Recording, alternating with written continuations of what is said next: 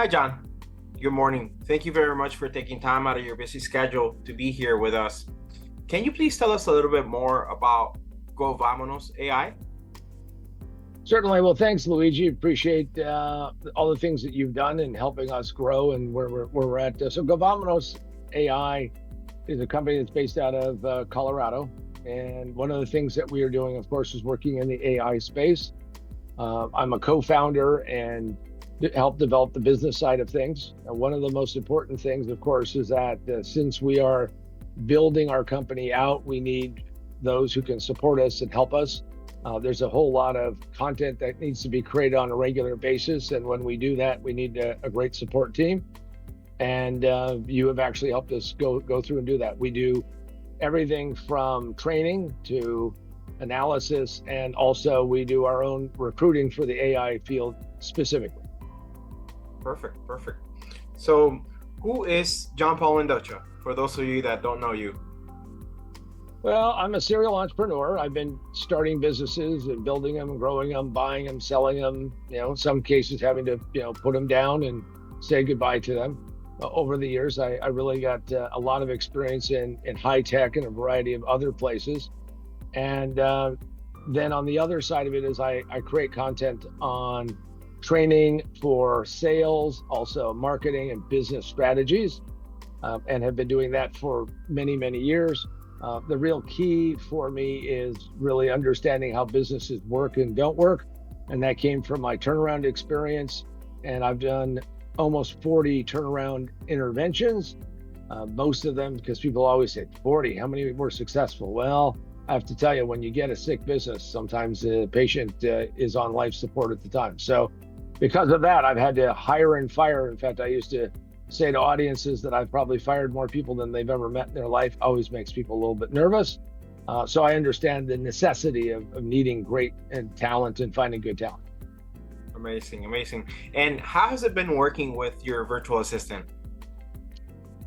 Well, it's always a challenge when you go offshore. You start thinking, what don't I know? And this was really, you helped me actually in those first baby steps, and have now worked with several of the people that you've offered up and had some very good results. We haven't had one person that didn't work out. Things change, of course, over time.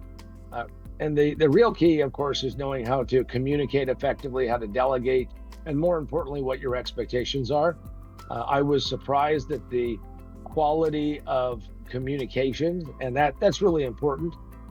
If you're going to actually go out and do this, you need to become more disciplined yourself. It's easy if somebody's sitting in your office. I actually have somebody who's worked with me, going on 15 years, and she can almost read my mind, which is scary at times. However, when you're going to use somebody in a remote method, then you have to think through, okay, how do I communicate and get that information to them, specifically what I want done and how I want it done, and then expect that it's not going to happen perfectly each time. I think that whole controlling perfection thing, if you're probably a microcontroller person, will probably have a little bit more trouble. But I get up every day, and my current person that I'm working with, my virtual assistant, she pings me every morning, bright and early. It says, I'm here, I'm ready to go. This is what I'm working on. We communicate via Google. We have a spread, not a spreadsheet. We have a doc that shows what needs to be done, and then we talk about projects, and it's worked out very well. Perfect. And what was the before and after adding your people to the team? I was involved in a project a few years ago, and we needed to put together a business plan. And therefore, we needed to hire somebody part-time for that specific project, because I have my core team. But as I take on projects, and people say, well, how do you do all these projects simultaneously? Well, you have to add people who are specifically working on that. And I had a business partner who said, well, I have this person and she's really good and she can help us out. And, that lasted like, I don't know, 9 days or something. I mean, we ended up being involved in that project for 3 years, but she was terrible. And she was terrible. She was in the US. She was terrible primarily because, of course, she was really the other guy's assistant who was now kind of, splitting time and everything. And what I did was, of course, I went through looking to hire somebody. It took several people, and I finally found the right person, and that person actually worked out fairly well. However, that person I had to split time with, and that was annoying because at times I think we lost business because of that. And I said to myself, there has to be a better way.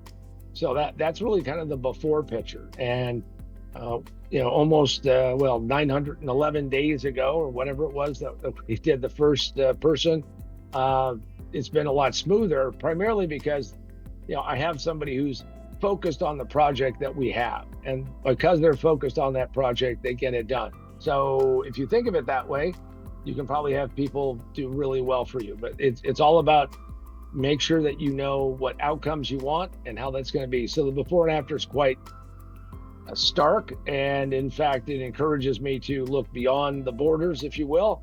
Last person I hired that I brought into my core team, she lasted, I don't know, we can almost count it by the seconds of how painful it was, and we're still unraveling the mistakes she made. Now, it turned out that wasn't something that I would necessarily put offshore, but I may in the future as I grow with confidence, because now I have some much better talent that Luigi has helped me find.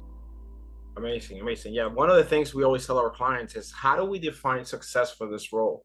And many times business owners can't really verbalize or explain that to us, and until we have that answer, we can't really do our job. So it's been an incredible learning experience. And this leads me to my next question. What was your experience working with Assist Your Biz? Well, I think that when I first heard you describe the concept of Assist Your Business or Biz, it sounded intriguing, sounded interesting, and what you did that other people hadn't even thought about doing is that you came to me and said, look, here's what we do. I have somebody who is in Colombia who I work with. She's very talented, and so we kind of went through a period of getting to know each other. You built a process. That process, I think I've seen it go through several iterations and continues to improve, which is great.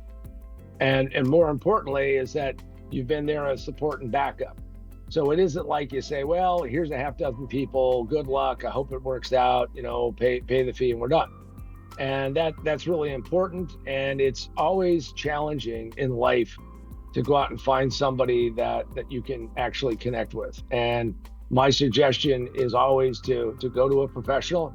And you may say, why would a company that does recruitment as part of what they do, why wouldn't they recruit for themselves? Well, it's because you find, we have expertise in finding technical people.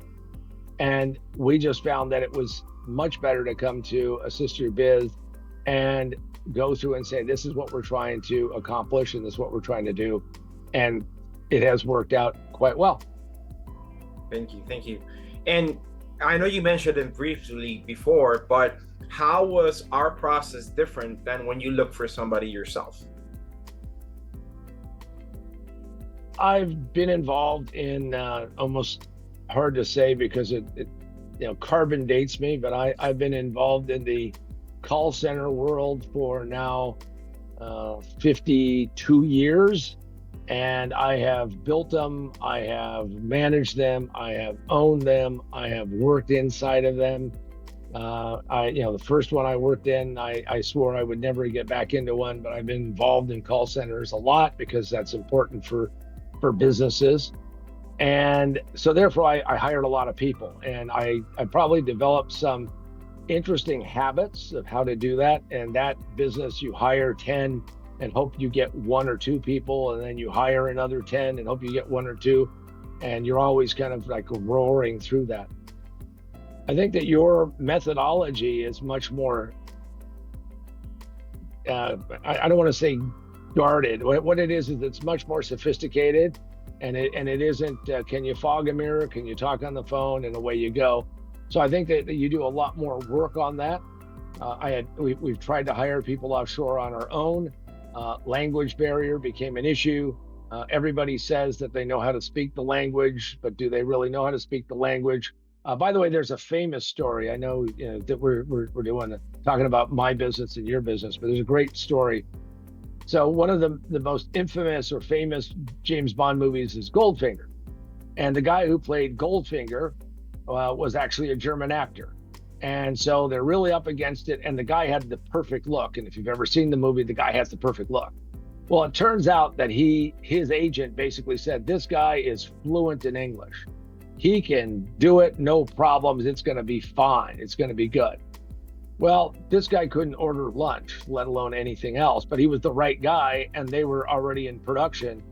So they filmed the whole movie. So now if you ever go watch it again, you have to realize that they hired an actor, another actor, a voice actor who came in and dubbed not just a little bit, but every single word that guy said on screen was, of course, dubbed in because this guy didn't speak a lick of it. Well, I kind of learned that painful lesson, if you will. Hired some people in the Philippines. They said that they could speak the language. They could speak a language, but it just wasn't the language that I understood.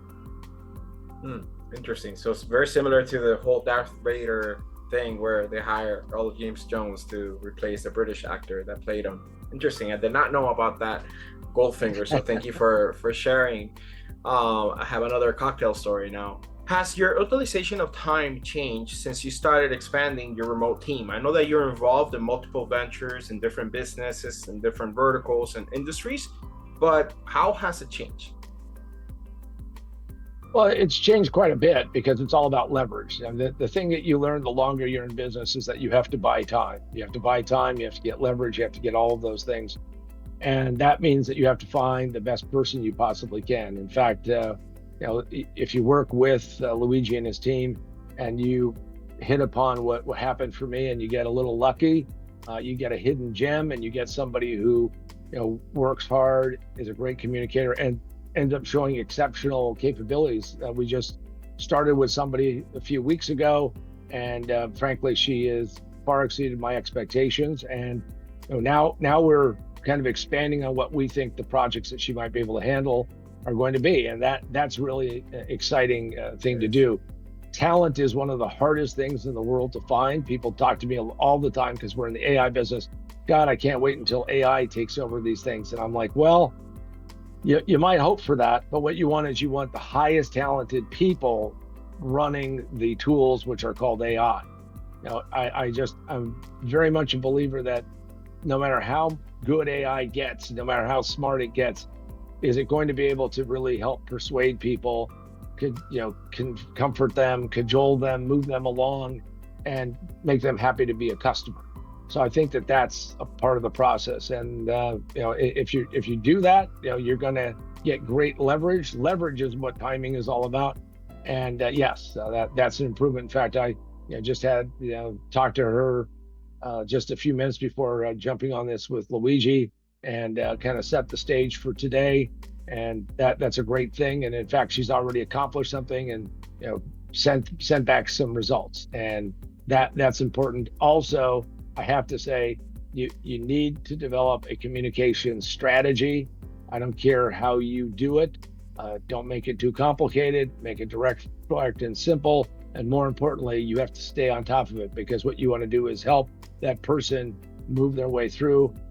And most importantly, and I don't know if this is where we want to put it, but you have to create an environment that if they are going to make a mistake, or it doesn't go the way you thought, or you had one vision of it and they have a different vision, all you need to know is that that's going to be part of the process. And if they learn from it, and you'll quickly see if they learn from it, great. Never ever sit there and say to somebody, wow, that's really not what I wanted. They say, well, we need to do it a different way. We need to do this other thing. If you do that, you're going to have great success. Absolutely. I mean, communications is the basis of any human interaction. And when you have somebody that's so far away, it has to be more precise and exact than ever. So thank you for sharing that, John. And since you have worked with the team for some time now, I know that you have been adding slowly different people to the team. How accessible have they been when you needed them? That's the best part about where we are today. At one point in time, we had, at best, we had phone calls or whatever you might do But using something like WhatsApp or Slack or something like that, email, you can do that. That's okay. But having something that has that direct link, that direct communications, is absolutely important. Very responsive, and by the way, you need to be responsive back. That's the key. Is that it has to be a two-way street, has to be an open line, and then you have to set what those priorities are, and then let people do what they do. So, very responsive. Also, highly educated. That every person I've worked with. And that's important. And you have to understand that education is different in different parts of the world. So you have to make sure that your expectations are in alignment with what they can do. And more importantly is, and I put aside time for every person we've worked with, is to make sure that they know that there is, if here's a project and I want you to do this project, but it requires to learn something, as I say, look, take a half an hour, hour and a half, go online. I'll recommend a YouTube video or two or something, and have them go through that process, which I think is very important. Excellent, excellent. And what would be your message for another co-founder like yourself before working with us? What would you tell them to do, and why should they trust us to do business? Well, let's take the trust question. Let's take the why I have confidence in your methodologies, and Assist Your Biz has worked well for us. The most important thing is somebody who's there not just in the beginning. They don't overhype people. They don't set false expectations. They don't say this person's going to be, turn water into wine or something like that. Mostly it's understanding how they go out and find people who will match up to what you're trying to do. Now, that's the hardest part for people who are in business, who are entrepreneurs. What do you want them to do? What do you need them to do? What capabilities do you need? Very important that you map out some things that you want them to do. Maybe it doesn't sound like it's much. See, we often try to just ladle on all of these different requirements, and nobody's going to be able to do all those from day one.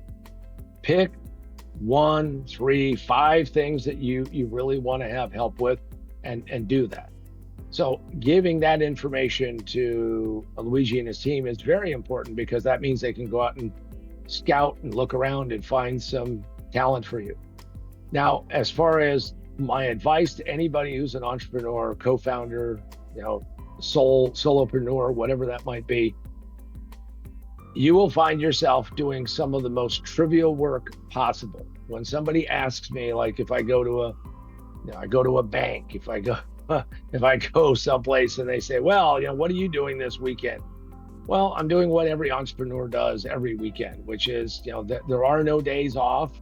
You have to think of yourself as a dairy cow owner, farmer, which is, I happen to sit next to one crazy on an airplane, and he told me the most important and valuable thing you could ever tell an entrepreneur. I wish I had heard it even earlier than I did.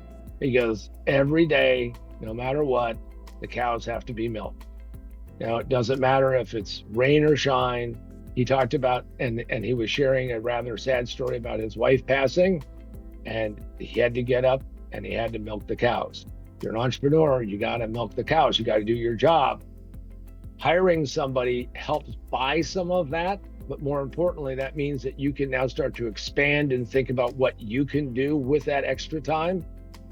And when you do that, your business will be able to grow, because it's now being held back by just a giant mountain, a list of things that need to be done that you can hand off to somebody else. Don't do $10 an hour work when you're really worth $1,000 an hour.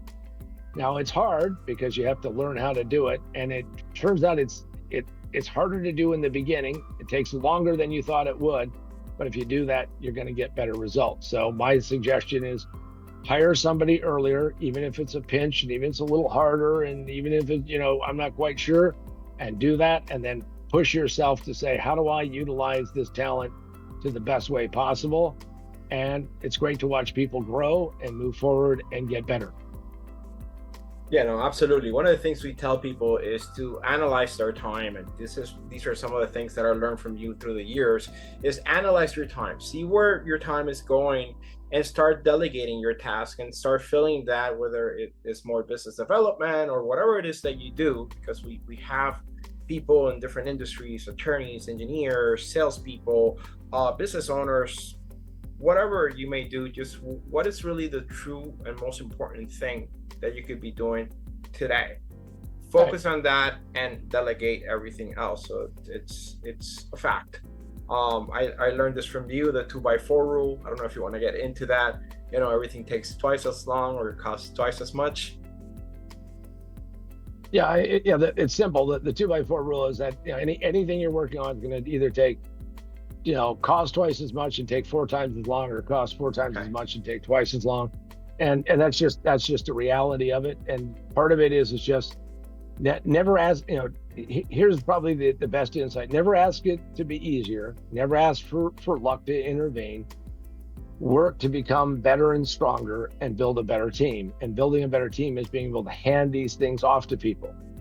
Quick example of a project that we had been working on and knew that it was on the board, because we have lists of things that need to be done. Now, my guess is that I'll probably check out and still have a full list, because that's the way entrepreneurs should be. You always should have more things you want to do. So I wanted to take all of this content that I've created. I have a weekly sales meeting called Speed Start Monday. I've done 1,058 of them, I believe, so far, or 50, whatever it is, but it's a lot of them, 21 years.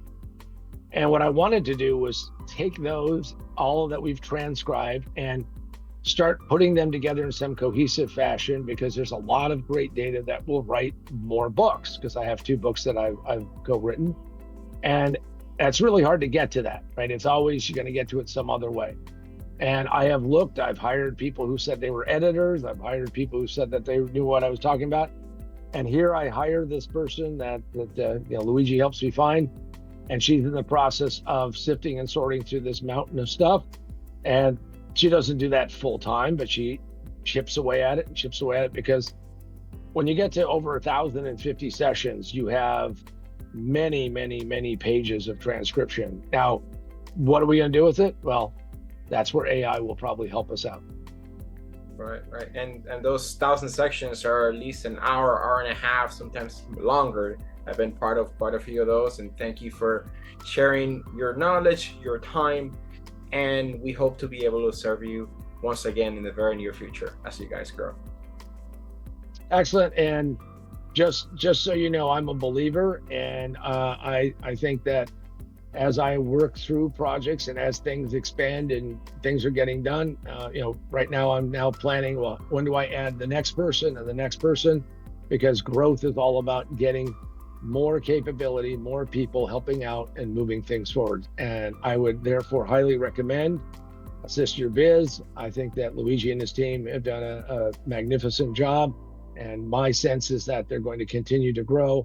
If you are questioning whether or not you need somebody, all you need to do is say, when did you turn off the lights? And did you go to sleep without a list that goes a mile long and saying, wow, I got a lot to do tomorrow? That would be my recommendation. Thank you very much, Sean. Appreciate you.